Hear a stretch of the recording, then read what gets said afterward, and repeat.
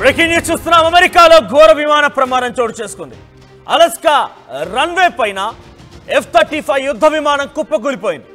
విమానం కూలిన సమయంలో భారీ ఎత్తున మంటలు ఎగిసిపడ్డాయి. ఫైటర్ జెట్ కూలకుండా ఉండేందుకు పైలట్ తీవ్రంగా ప్రయత్నించాడు. 50 నిమిషాల పాటుగా గాల్లో ఎగురుతుండగానే ఆ కింద ల్యాండ్ అయ్యేటువంటి ల్యాండింగ్ గేర్ని కొంత సెట్రైట్ చేసే ప్రయత్నం చేశాడు.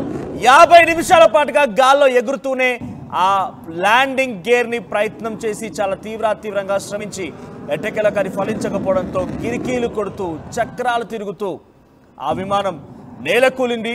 ఇది F-35 ఫైటర్ జెట్ విమానం. యుద్ధం సమయంలో ఉపయోగించిన ఒక భారీ విమానం ఇది.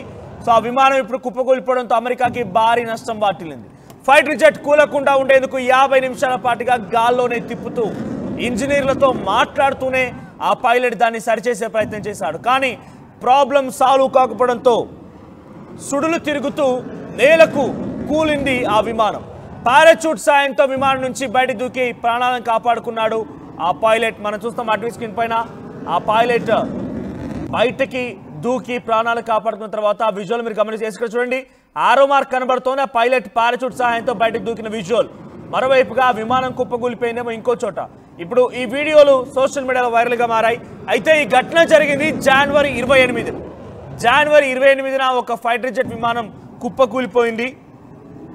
ఎయిల్సన్ ఎయిర్ బేస్ దగ్గర in Fairbanks plane drop. Eielson air base దగ్గర అలస్కా దగ్గర ఈ విమాన ప్రమాదం చోటు చేసుకుంది. అయితే అది కుప్పకూలింది F-35 ఫైటర్ జెట్ విమానం. కాబట్టి అమెరికన్ అధికారులు కూడా చాలా సీరియస్గా తీసుకున్నారు. ఎయిర్ ఫోర్స్ అధికారులు చాలా సీరియస్గా తీసుకొని ఘటన గల కారణాన్ని అన్వేషిస్తూ చాలా లోతైనటువంటి విచారణ జరిపితే ఇప్పుడు ఈ వీడియోలు వాళ్ళు బయట పెట్టారు.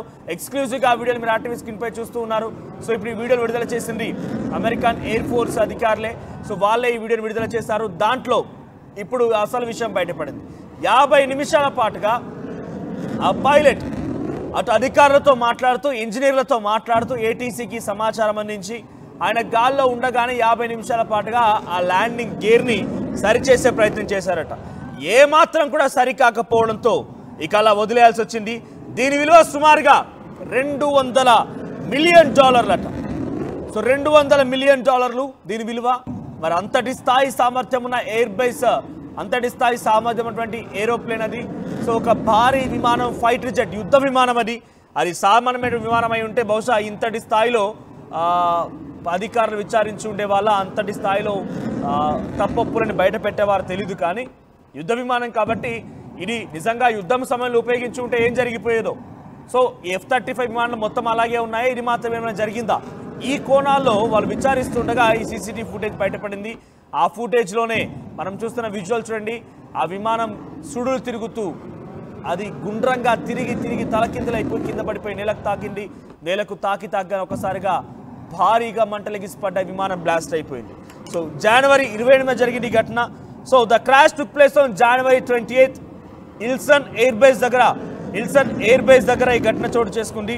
అయితే ఎయిర్ ఫోర్స్ ఇన్వెస్టిగేషన్ అధికారులు హైడ్రాలిక్ లైన్స్ని F-35's nose and main landing gears prevented them from deploying properly. So ఆ ఘటనలో వారు ఎలా బయటపడగలిగారు, మరి నిజంగా ఎలా ఓపెన్ అయిపోయాయి అని చెప్తే కనుక హైడ్రాలిక్ లైన్స్ కానివ్వండి, ల్యాండింగ్ గేర్స్ అనేవి కొంత ఈ ఘటనకు కారణమయ్యాట. సో అంతలోనే వారంతా బయటపడిపోయారు. సో ల్యాండింగ్ గేర్ అనే చాలా కీలకం. ల్యాండ్ అయ్యే సమయంలో అది అన్ని రకాలుగా రెస్పాండ్ అవుతేనే సేఫ్గా ల్యాండ్ అవ్వగలుగుతారు. స్పీడ్ నియంత్రిస్తుంది, హైట్ తగ్గిస్తుంది, ఇవన్నీ చేసేది ల్యాండింగ్ గేరే. సో ల్యాండింగ్ గేరే ఇక్కడ డ్యామేజ్ అవడంతో ల్యాండింగ్ గేరే టెక్నికల్ సమస్య కారణంగా పనిచేయకపోవడం మూలంగా ఈ ఘటన జరిగిందని చెప్పి ఎయిర్ ఫోర్స్ ఇన్వెస్టిగేషన్ అథారిటీ వాళ్ళు చెప్తున్నారు. The pilot was unable to fully retract the landing gear. So దాన్ని పూర్తిగా కంట్రోల్ చేయలేకపోయాడు. When he lowered it again the nose gear locked at an angle. So ఎప్పుడైతే ఆయన ల్యాండింగ్ గేర్ని డౌన్ చేశాడో nose gear lock అయిపోయిందట and fail to recenter. So దానివల్ల దాన్ని రీసెంటర్ చేయలేకపోయాడు. దాని నేపథ్యంలోనే అలా చక్రాలు కొట్టి కింద పడిపోయింది. అంటే ఆయన ల్యాండింగ్ గేర్ని కొంత ఇంజనీర్ల సహాయంతో ఫోన్లో సంప్రదింపులు జరుపుతూ ఆయన మాట్లాడుకొచ్చాడు. ఆ సంప్రదింపులన్నీ కొన్ని ఫలించి అలా ల్యాండింగ్ గేర్ని ఎగ్జిక్యూట్ చేశాయి. కానీ ఆ ల్యాండింగ్ గేర్ని డౌన్ చేయడం మూలంగా పక్కనటువంటి నోస్ గేర్ అంటే సెంట్రిక్ అంటే ఎటు ఫ్లక్చువేట్ అవ్వకుండా అటు ఇటుగా తూగిసలాగా ఆడకుండా స్ట్రైట్గా వెళ్లాల్సినటువంటి ఆ నోస్ గేర్ ఏదైతే ఉందో అది స్ట్రక్ అయిపోయింది. దీంతో ఆ విమానం చక్కర్లు కొట్టడం మొదలుపెట్టింది. కింద తలకిందులవుతూ సుడిగుండాలు తిరుగుతూ అది నేలకు తాకింది. సో దీనికి గల ప్రధాన కారణం ల్యాండింగ్ గేర్ డౌన్ చేస్తున్నటువంటి క్రమంలో అక్కడ పక్కన నోస్ గేర్ స్ట్రక్ అయిపోయిందని చెప్పి air force accident authority investigation authority తెలిసిందట. సో దీంతో పాటుగా అటు according to the report, the repeated attempts to fix the fault caused the jet system to misinterpret its status.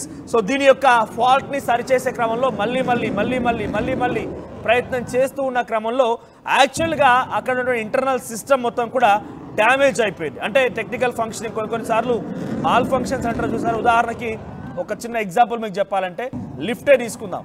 మనం వెళ్ళేటువంటి ఎక్కి దిగేటువంటి లిఫ్ట్, ఆ లిఫ్ట్లో 1-2 సార్లు మనం రిపీటెడ్ టచ్ చేస్తే కూడా అది ఒక్కసారి ఏం అర్థం కాక స్ట్రక్ అయిపోతూ ఉంటుంది. సో అటువంటి మాల్ ఫంక్షన్ కూడా జరిగిందట ఆ విమానంలో. F-35 విమానంలో ఒకసారి ఆయన సరిచేయాలనుకున్నటువంటి ఆ ల్యాండింగ్ గేర్ని సరిచేస్తూ అటెంప్ట్స్ ఫెయిల్ అయిన తర్వాత మళ్ళీ రిపీటెడ్గా ట్రై చేస్తూ ఉన్నా కొలది ఆ ల్యాండింగ్ గేర్ అనేది సరికాకపోగా ఇంకో దానిపైన దీని ప్రభావం చూపించి మాల్ ఫంక్షన్ చేయడం స్టార్ట్ అయింది. The air craft operated as it thought it was on the ground when flying, forcing the pilot to eject. So అది దాదాపుగా గ్రౌండ్కు చేరబోతోంది అనేటువంటి క్రమంలో ఇక అది సుడిగుండాలు తిరగడం మొదలుపెట్టింది, చక్కర్లు కొట్టడం మొదలుపెట్టింది. అంతలోనే ఆ పైలట్ ఎజెక్ట్ అయిపోయాడు, బయటికి దూకేశాడు. So the pilot joined a live conference call with 5 Lockheed Martin engineers. So ఆయన 50 నిమిషాల పాటుగా ఏం చేశాడనేది కూడా ఇప్పుడు air force authority investigations authority బయటకు పెట్టింది. సో దాంట్లో 50 నిమిషాల పాటుగా ఆయన కాల్లోనే ఉంటూ 5 ఇంజనీర్లతో మాట్లాడుతూ ఉన్నాడట. 5 ఇంజనీర్లతో మాట్లాడుతున్న క్రమంలో కూడా ఏమాత్రం సరికాలేదు, ఇలా కుప్పకూలిపోయింది.